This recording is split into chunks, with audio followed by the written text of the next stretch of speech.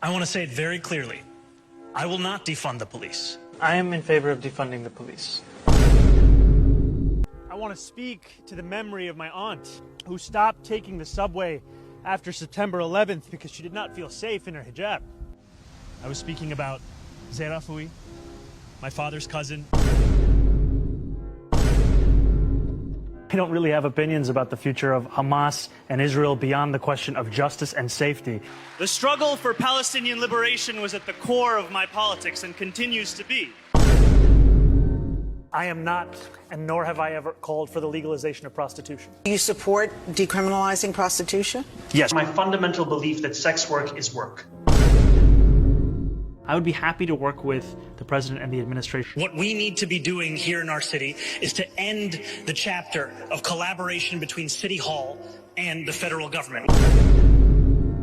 I don't believe that the role of the mayor is to police speech. There are consequences for speaking up in favor of apartheid.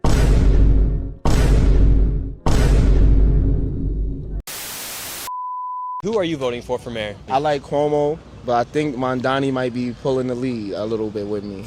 What's your favorite example of socialism that's worked? I don't have a big example of it, of socialism. Like between Venezuela, Cuba, Soviet Union, what's your favorite one? Man, you put me on the spot. I'm gonna have to go Cuba. Man, I'm gonna have to go Cuba. Yeah, let's go there. It's just so complicated for me. I got so much information in my head, but I'm gonna go with that. Do you think Mondami's the future of the Democratic Party? I mean, I hope so. They talk about all of these great countries, yet they never seem to move to these great countries. If they're so great, why don't you live there? Why do you complain about the country you live in while not moving to these so-called great countries? Does it make sense? No. Before we get back into the video, if you guys have enjoyed the video thus far, like the video, subscribe to the YouTube channel, and hit the bell so that you're notified when a video comes out, and let us get back into the video. Do you know what socialism means? We're a little rocky on it. Over 1 million New Yorkers voted for Zoran Mamdani, a democratic socialist. But do they really know what socialism means? This is The Toys They Shared, a children's book. Tommy had toys, but they weren't the best. He dreamed of the ones that outshine the rest. So he made a big plan with lemons and ice. I'll sell lemonade, a fair little price. He worked in the sun, he saved every dime. He cleaned up his stand, and he squeezed all the time. To the store he ran with his dollars in hand. He bought racing cars and a cool robot band. Now Tommy had toys that made people cheer, but not everyone smiled. Some frowned ear to ear. This is where it starts heating up. Oh, so Why does he get those toys? Grumbled Dan. He's no better than me. We need a new plan. And he gathered his friends and he made quite a case. Let's take his toys and split them, create a fair space. Oh no. He just got lucky, one kid added in. Why should he get the prize while we don't even win? Tommy was shocked, but I worked every day while you all had fun and just wanted to play. The kids didn't care. They took what they could, saying, sharing is nice. It's for the whole neighborhood. But soon things went wrong, as they always do, when nobody earns and just takes from a few. No one sold lemons, no money was made. The toys broke apart and the lemonade stayed. The fun disappeared and the stand fell apart because no one had the reason to make a new start. Now here comes the part where you can speak loud. Does Tommy deserve his toys, or should they be shared with the crowd? If you had a vote and you had a say, what would you decide and how would you play? So do you think that Tommy should have to share his toys with the other kids that didn't work as hard as him? I don't think so, because the only reason he worked to make his toys is because he didn't have the same toys as them. Yeah, he deserves to keep his own toys. A part of my brain that wants to be like, sharing is so important and like the message is beautiful. Yeah. If the kids are using sharing as an idea to then steal, right? I don't know, it's, yeah, I feel... Interesting. I feel... But conflicted inside. A little conflicted. Okay, okay. I don't think they should take them. I think that if Tommy feels in his heart that he can share, like he should share, but I don't think that any of them are entitled to using his toys. Who did you guys vote for in the elections, if I may ask? Mamdani. Mamdani? Yeah, I support Zoran. I also lean towards Mamdani. I'm more leaning towards Democratic. Team Zoran? Yeah. I voted for Mamdani as well. Okay, and why did you vote for Mamdani? He's a pretty fun personality. He's got a kind heart. So we're just here for the vibes, no policies. Yeah. Do you know what socialism means? We're a little rocky on it. I genuinely cannot believe we've gotten to this stage where we have to read children's books for adults for them to understand that what they're voting for is basically just destroying our whole society. They literally had to be read children's books to understand the concept of working for your own money and not having to disperse it amongst other people who didn't work as hard as you. We've reached all levels of stupidity, and I'll reiterate again that these people vote. Can you tell me, how is Zohar Mamdani going to increase taxes on billionaires? I don't know the answer. I'm not a tax expert. You know that the mayor can't increase taxes? Yeah, I'm familiar with that, yeah. So why vote for somebody that promised you something that you know is not capable of doing that? So you're pretty familiar with his agenda? Yes. Then you probably know the answer already. What is the answer? The answer is the things that he can do, and then the things that he can advocate for. But that is the major thing that he's running on, is to increase taxes on billionaires by 2%. The second thing I said was advocate for, and that's the thing that he's going to do. We don't have to be a mayor to advocate for things. Anyone can advocate for things. He was an assembly member, and he didn't advocate for that. He didn't pass any bills. As an assembly member, he advocated for and got Did he introduce any bills? As an assembly member, he advocated for and got a trial run for free buses in Queens. It showed an increase in ridership and an increase in speed. Give you stuff for free in the beginning. That's how they get in power. They've done it for hundreds of years. So I think Cuomo was running on a make subways free thing after Mamdani was going to do buses. He said, I'm not going to do buses, but I'll do subways. I mean, both are pretty terrible options in my opinion. Cognitive dissonance truly is a thing. He understands what was being asked, but of course, like the stupid person he is, he can't answer the question because he knows how stupid the answer would be if he even had an answer. Sometimes it's just better to say you don't know why you vote for someone, or you're just a sheep who likes to follow along like the sheep you are, and then maybe we can all move on with our lives. Do you believe all humans have human rights? Yes. Okay. Every human? No exclusions? All No right. exclusions, no. Okay, I agree, no exclusions. What about babies in the womb? Do they have human rights? I don't know, maybe. Yes. Yeah, they're human, aren't they? To a point. What do you mean? Well, like, at first it's just like clumps of cells, isn't it? But they're human clumps of cells, right? Technically, yeah. Do the little human clumps of cells get human rights? I think their rights fall into the responsibility of the people who are carrying those human cells. Why does the stronger human get to kill the weaker human? I don't think it's killing more than exercising their human rights to not have to carry a child if they don't want to. Okay, but it is killing because you've got two human beings and one dies. Are we pro-life here? This is what this is about. This is anti-abortion. I'm pro-human rights, yeah, for all human beings. Okay. What about you? I'm pro-choice. Once again, another perfect example of cognitive dissonance. Saying one thing and then doing the complete opposite and saying the complete opposite, but thinking what you're saying is coherent. Remember how I told you a few months ago to stop sending us money?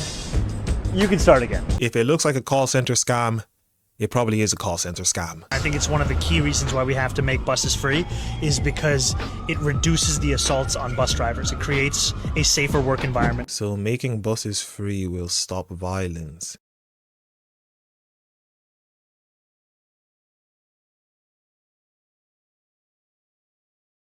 Question affordability in this city. Living here is top of everyone's mind. It has gotten obscenely expensive to live here, to do anything here. So you're proposing free grocery stores, free buses, $30 minimum wage, all of which sounds incredible. Cheaper groceries, not free groceries. Excuse me, cheaper groceries. But what people want to know is, great, I would love all those things. Yeah, how do you pay for it? Who's going to end up footing the bill for those programs? So I'll answer that question by first explaining some of the endorsements that Andrew Cuomo has received. Elon Musk's endorsement is one of the most expensive endorsements that Andrew Cuomo has ever gotten because it cost him and the state of New York $959 million in tax breaks that he gave Elon Musk years ago when he was the governor of this state. That's actually more money than it would cost to make every bus free in New York City. So I've said clearly that I believe we should tax the top 1% an additional 2%, that's New Yorkers making $1 million or more a year, and have the most profitable corporations pay the same tax rate they do at the top tier in New Jersey, what they would actually pay here in New York. These things together would pay for the entirety of our economic agenda and start to Trump-proof our city. Because as you've said, the endorsements that Andrew Cuomo has got, and this morning he started it by going on Fox and Friends, we're talking about Donald Trump, Elon Musk, and Stephen Miller. These are the architects, in many ways, of the crisis of authoritarianism that New Yorkers are facing.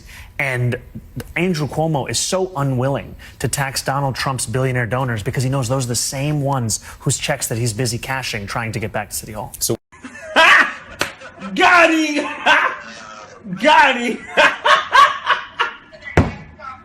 In case anyone was wondering what it was like for an American living abroad in Europe when Trump won the election this time around, I was at the bar under my apartment the day before the election, and all of the bartenders, all from different countries around the world, were like, "Oh my God, you voted, right? You voted?" Because they all knew I was American, and I was like, "Girl, yes, of course. Keep that man out of office, please." And the next morning, when the news had dropped about the election that he won again, my roommate from England literally came knocking on my door, fresh pack of cigarettes. We sat out on my balcony while I cried and we chain smoked, and the bartenders came out from the bar under my house and offered their condolences and said they would pray for us, okay? After the election results came out. And then my university, my Spanish university, literally held an assembly, an entire university-wide meeting about what this means for Europe and if we should be worried and how we're going to go about handling Trump stepping into office in the U.S. Yeah, your roommate from England was crying and complaining and talking about how she'll pray for you while she lives in a country where they'll arrest you for social media posts. But apparently Americans have it bad. Right. Is it just me, or is it disturbing to anybody else that people aren't even insulted when you call them racist anymore? Well, that's exactly what happens when you just throw out terms to anyone who disagrees with you. They see that you don't actually put meanings behind the words that you use, and you just use it towards people that you disagree with, which makes them feel that, yeah, the words actually don't hold meaning anymore. They don't hold value anymore. So we don't really care when you say words like that. I would rather go to literal prison than be in the prison that is motherhood. I'm not fucking doing it. I don't care. Find me, charge me, put me in jail, give me a criminal record. I don't care. I'm not having any fucking kids. And I am glad that you will never have kids, and I'm glad that you don't want kids. I don't want people like you reproducing, because people like you have stupid ideologies, and just the ideology alone of not wanting to have kids is enough for me to say to myself, I'm glad that you won't. Your generation will die off with you, and we will hear no more of your stupidity. Thank you. I'm a pup, a gay, Jewish-blooded, Euro-tribal pagan, disabled, fucking degenerate, and I am proud. Shouldn't be proud of being a degenerate. The color of our skin, the religion we practice, the nature of our life, the body we desire, hearts we connect to, none of it can ever be suppressed or erased. And today, ICE, Trump, bigots, neo-Nazis will yet again have to see our ugly, degenerate faces, because we will be loud and we will only get louder.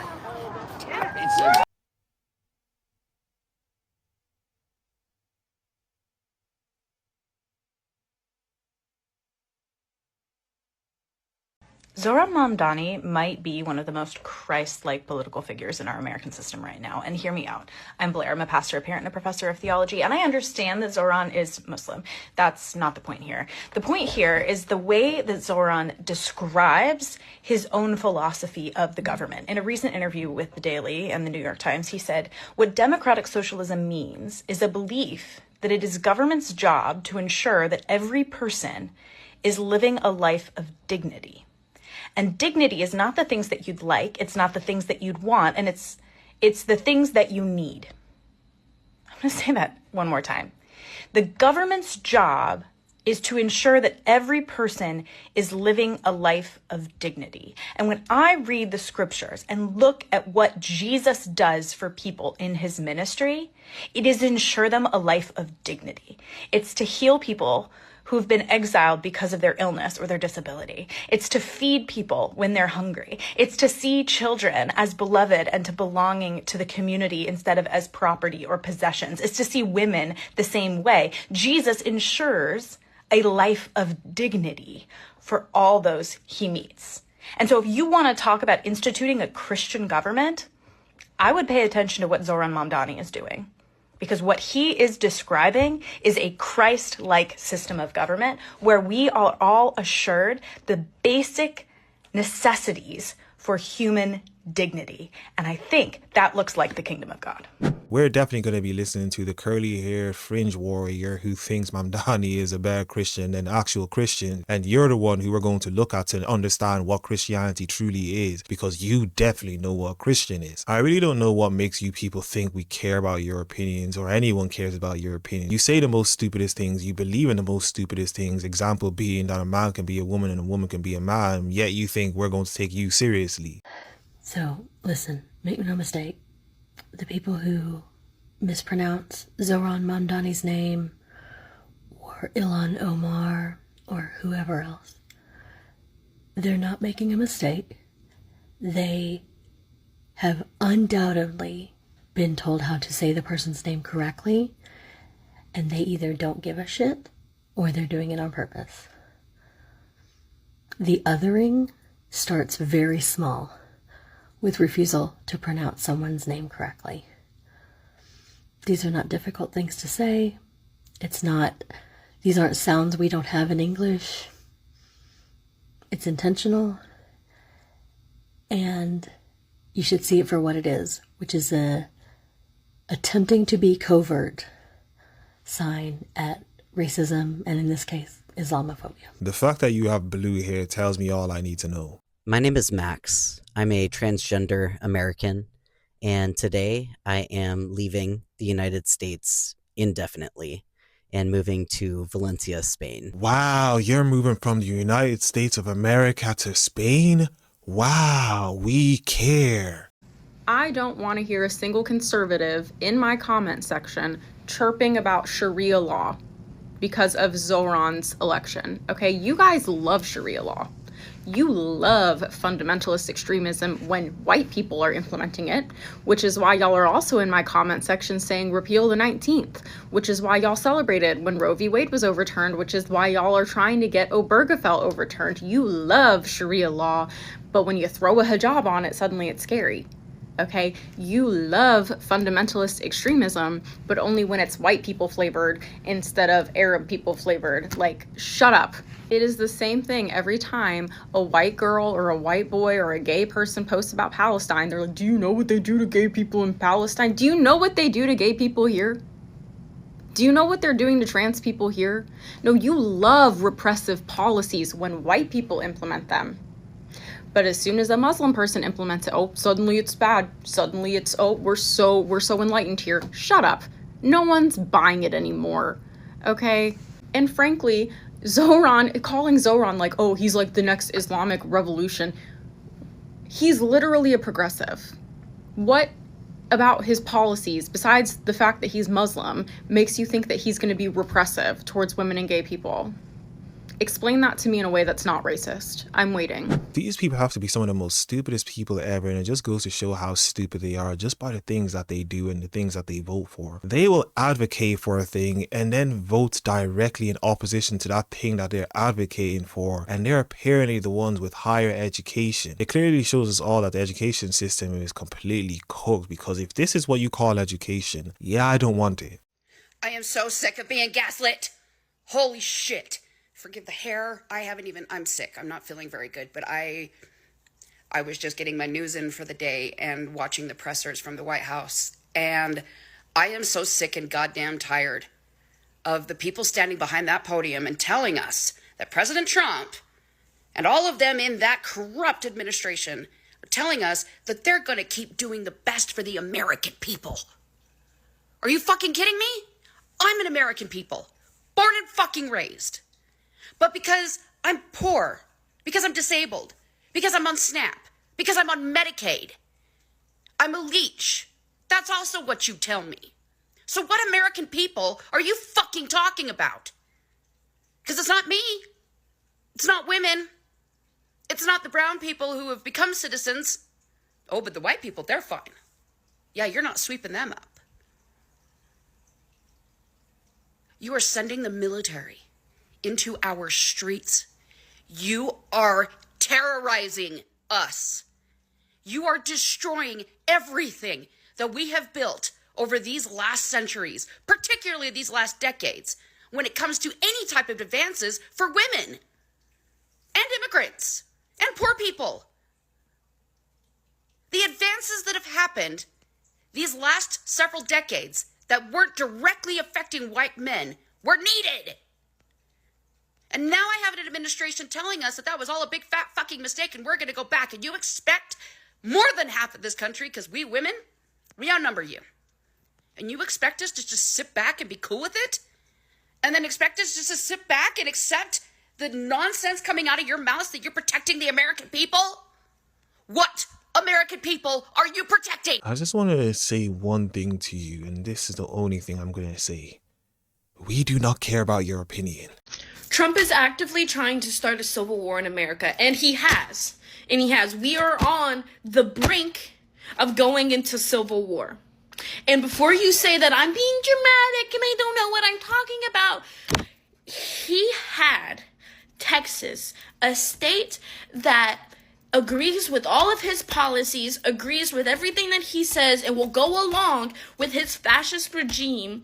He told them to deploy their National Guard into Illinois, a state that doesn't agree with Trump, that doesn't agree with his fascist regime, and actively works against him. Okay? He sent a red state to deploy their National Guard into a blue state. He is trying to get both sides to fight against each other. Not to mention, he is threatening the reinvoking of the Insurrection Act. And if you don't know what the Insurrection Act, in the most digestible way I can feed it to you, it is pretty much just the president having the power to deploy military into every single state, onto their streets. This Insurrection Act is only in case of emergencies, like serious fucking emergencies in the country. And he is twisting a narrative, saying that protesters are out of saying that these blue states are out of hand, that they're violent, that they're a threat to the country, when in reality, they're not. It's peaceful protesting. What makes those protests dangerous are the ICE agents, are the National Guard that are sent there and violently take down the protest. That's what's dangerous, not the protesters themselves, not the states themselves. The people that Trump is sending into these protests to diffuse it in a violent manner. That's what's dangerous. So he's using this as an excuse to deploy our troops into our streets. Do you see what I'm saying here? And you may be asking, why would he do this? Like, this makes no sense. Why would he do this? If there's a civil war, there will be no elections. Are you picking up what I'm putting down? Are you picking up what I'm putting down? If there is a civil war, there will be no elections, which means that Trump and the people that he has placed into other offices will be there until the war is done. There is no voting them out. There's nothing. There's none of that. Trump is actively making himself a dictator. He is actively seizing all power over the United States. To do what? In the most blatant way I can, perpetuate the fascist regime. One minute you're saying we're on the brink of a civil war, and then the next minute or a few seconds later you're saying that there is a civil war. Which one is it? It's either you're on the brink of one or there is one. Now, understanding the stupid people that you are, of course you would be confused as to those two things being different things and not the same thing. But of course, you know, with all of this education, so-called education that you're getting, you aren't able to distinguish between the two. Maybe you should stay away from social media, go pick up a book and read a little bit, because clearly you're not cut for this.